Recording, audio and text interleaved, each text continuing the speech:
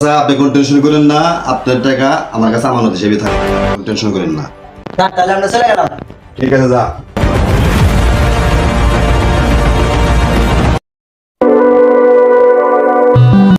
এই দাঁড়া যেন আগে হ্যাঁ দোস্ত কি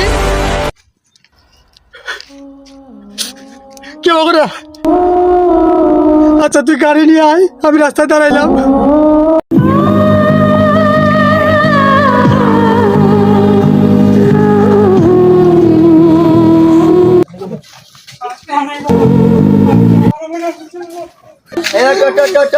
কান্নাকাটি হাসতে দিলে মোট উপরে